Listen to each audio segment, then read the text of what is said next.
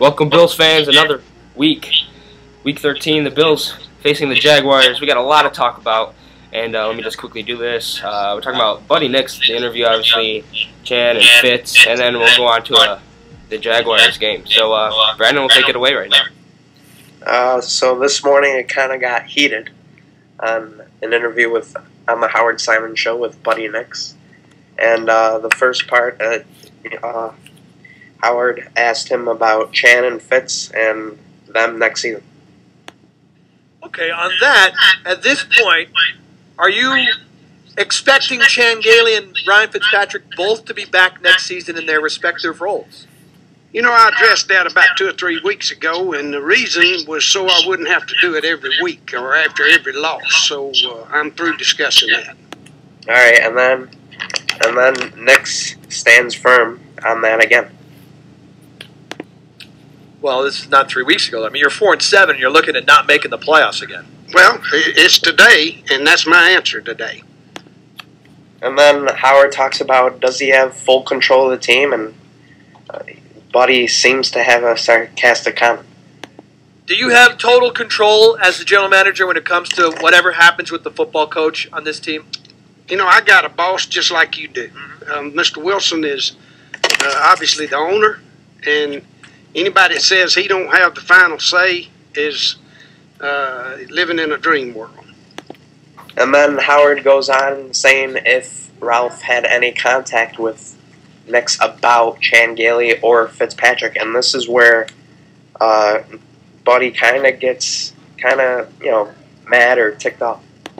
Has he given you any indication how he feels about the performance of the coach and the quarterback? Howard, you can change the subject, or we can let this thing go dead. Yeah, so he really doesn't want to talk about it anymore. And then Jeremy White, the co-host on the Howard Simon show, he basically asked, in Buddy's opinion, he says he asked him the same question. Take a look at what they say. All right, Buddy, I have a question for you. Good. You mentioned a couple weeks ago that, it was one of your goals was to have a franchise quarterback, and then Chan said maybe, not necessarily short term. He still sees Ryan Fitzpatrick as the guy. So, you and Chan obviously working together, the timetable, any sort of discussions that are had about that process. Your belief in Ryan is the same as Chan's at this point? You still believe that he is the guy? You guys ask those questions always in a different way, but it's the same question. We do. Chan is the coach, and Chan decides who he puts out there. I still feel the same way about having a guy in place that we can develop and be a guy for the long haul. Excuse me. I still see that, and that is the goal for us. One of the. All right. So I don't know. That was Buddy Nix earlier on this morning on the Howard Simon show, WGR 550, and it seems from a few weeks ago when he was on there earlier, he said that before he left, he wanted to draft a quarterback, and it was going to be this year. Now it kind of seems changed. What do you feel about that? I think I listened later on. He said they asked him a question. I forgot what it was, but he said, "Well, that's how other teams run their team." And I was thinking of what he said about that, and I was like, "Well, maybe since we're running it differently, it's not working out. Maybe we should run it more like other teams." And it seems like they don't even know. He doesn't even know what the future is for this team. He doesn't even know what he wants to do, and I don't feel confident at all with any of those answers. It's almost like he has no clue what the hell he's doing right now.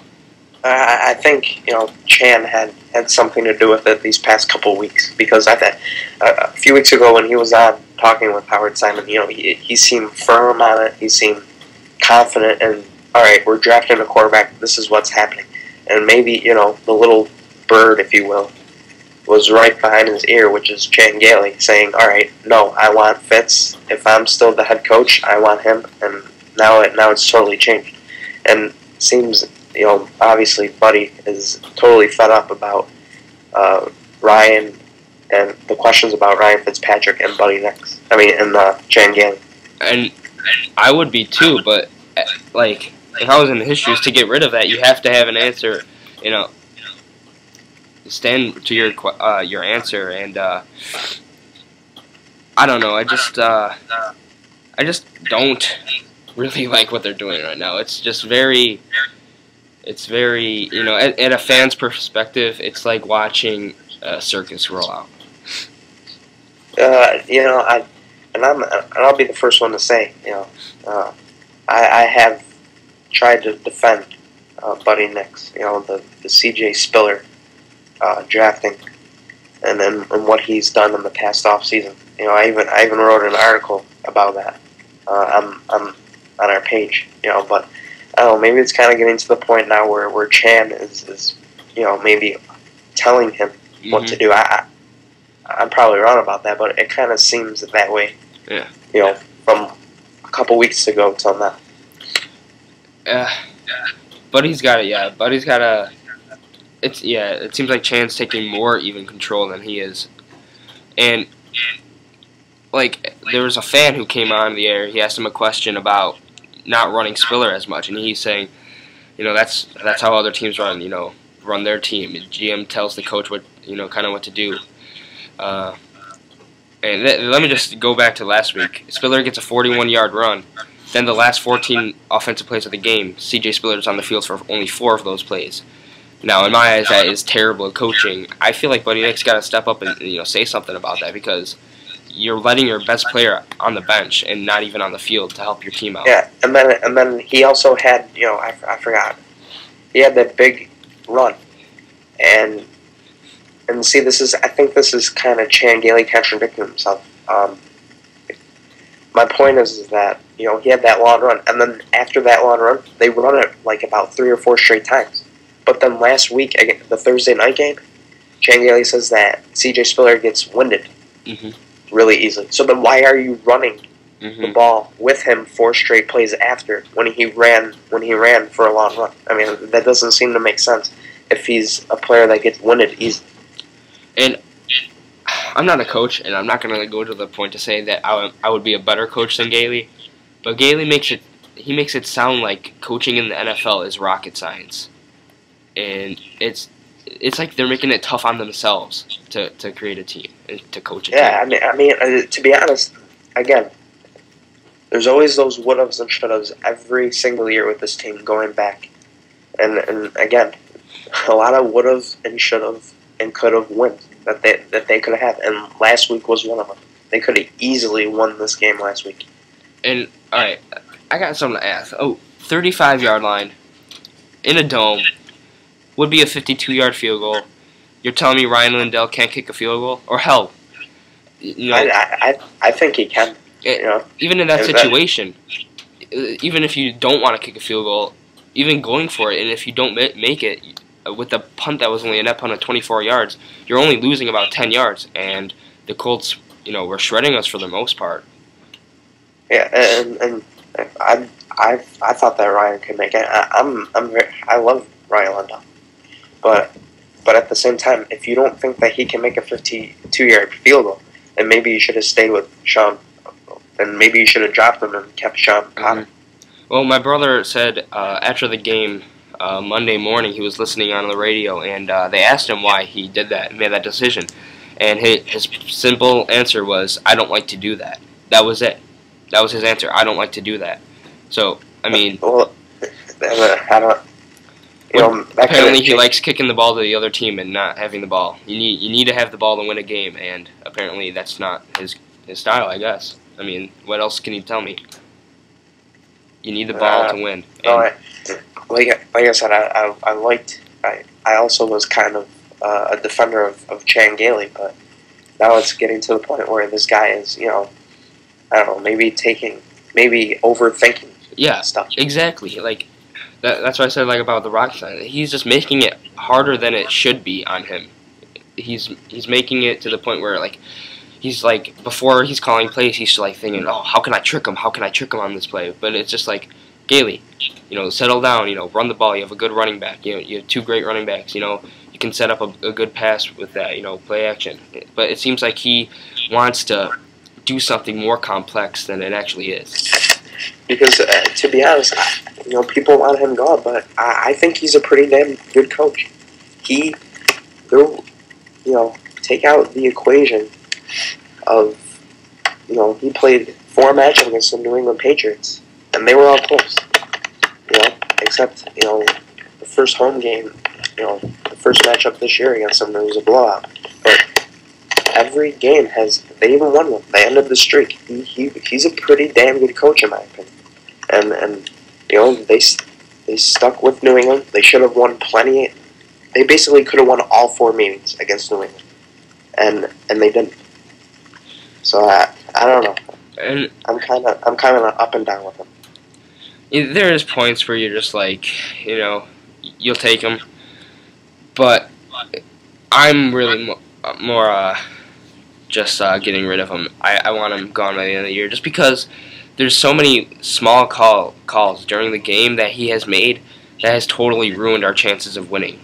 And another coach, there's websites about odds. If you go for it in this situation, if you punt it, and it seems like he is putting all the odds against Buffalo in some of the calls he makes, and just some little calls like that, little changes, will even make every game closer.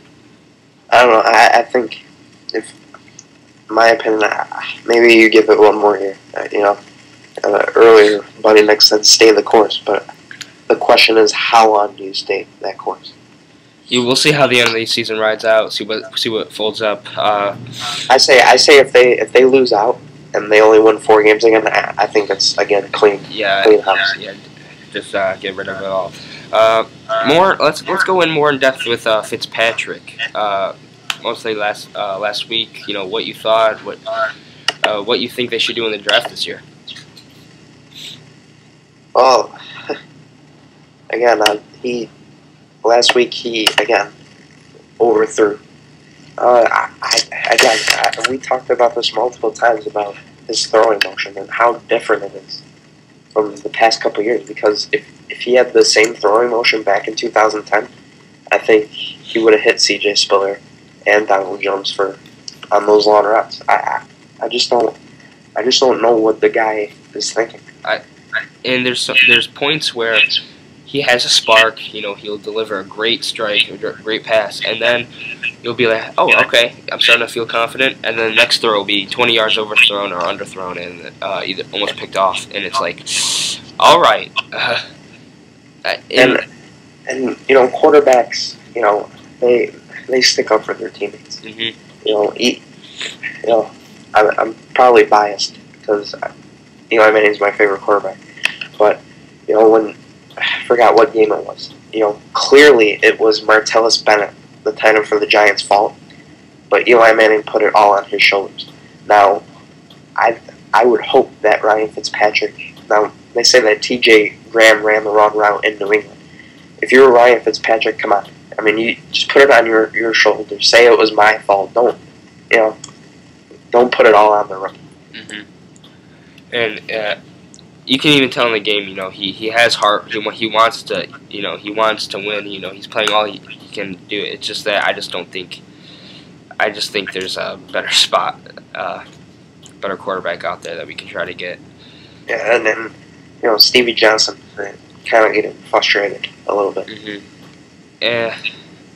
This whole team, ever since I started watching football, becoming a fan, this whole 13-year process has been, frustrating to watch and frustrating to deal with. It's just like it almost just never changes.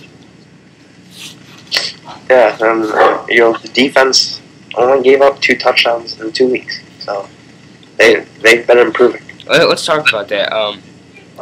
Mario Williams had a great week last week, and I expect the same from him this week, just because the Jaguars. I looked up sack wise and all that for defensive ends, and he is second in sacks. He has 8.5. And now is a big stretch where he can just get multiple sacks, because Jacksonville, they give up a lot of sacks. Mm-hmm. And there's still people who are saying Mario Williams sucks. Are you kidding me? He's doing his job. Did we technically overpay him? I mean, yeah, but that's what we needed to get for him. But position-wise, he's doing his job. He's playing his position, and he's doing it well. And he's done what I asked from him. And right now, at the beginning of the season, I said I'm aiming for 10 sacks from him this year, and that's basically he's right around there, and he's probably going to surpass that. And I also like Kyle Moore. Kyle Williams is my favorite player on the Bills, and then Marcel Darius, in my opinion, is a beast. They're kind of inconsistent at times, but when they're on their game, they're on their game, and I really like the defensive line. Let's go middle linebackers and cornerbacks. So, what do you think about them after all this? I think the linebackers are weak. That's a weak point. I mean, they're not even in the same class as 49ers or the Bears. If you watch a 49er game and you look at their linebackers, you can just see the quickness of them and like the awareness of what's going to happen. And then you watch the Bills linebackers, and they're just kind of flat-footed, and they just like don't know what's going to happen. They don't know what's going on. And Absolutely, and I like the rookie Nigel Graham. He has tremendous upside. I like him. But at the same time, I don't know what you do with Barnett. I mean, do you let him go? Because Barnett is, I don't know. I like him, but I just don't know if he's too, I don't know. Again, I'm kind of up and down on Nick Barnett. Yeah. Cornerbacks, I feel like our cornerbacks would be decent if most of them looked at the pass. The ball is coming. You see, other than Stephon Gilmore, everyone else just kind of looks at the receiver. Yeah, especially with Rodgers, he just doesn't turn around. But Stephon Gilmore, I'm very impressed with. I agree. He's right now the best cornerback on the team right now, and it's only going to be upside from here. You want to talk about Bird for a little bit? I think encouraging sign that they've been talking about a contract extension with Jairus Bird, and he's a ball hawk. He, like Chang said, his instincts are off the roof, and it's just a whole other level with him. And, you have to re-sign him and make sure that he stays here. You can't let him go, because right now, in my opinion, he's a Pro Bowl. All right, so before we go on to the actual game plan for the Jaguars, Bills fans, leave your comments of anything we talked about so far in the game. So, on the show. So let's move on. Jaguars game. What are you thinking for this one? You think I don't even know if Jones-Drew is playing. I don't think so, but I think they're going to win this. I think the offense will go back to form to where it was a couple weeks ago against New England. And, home crowd, Ralph, I think they'll win. I think the offense is gonna look pretty decent. I think we'll finally get a taste of back to almost a 2010 offense. So that, and I just think the defense is playing very great lately. So I think they'll keep that up. I just think it's gonna be not a blowout, but I think for the most part, you're gonna kind of tell the Bills have the upper hand the whole game. Well, hopefully that is. Yeah, and I think the defense will be dominant because it is the Jacksonville Jaguars. But with the Bills, you never take a team lightly. Yes, especially with the Bills. But anything else you want to add on about the game? No. I think the defense will be dominant. I have high expectations this week. All right, so Bills 4-7 entering this game. Leave your comments below on Facebook, YouTube, wherever you're watching this. Ask any questions on Brandon's Twitter. He's been posting that lately on Facebook. And well, that's it. Go Bills! All right, Bills fans. We will see you. We will be on next week, and have a good one.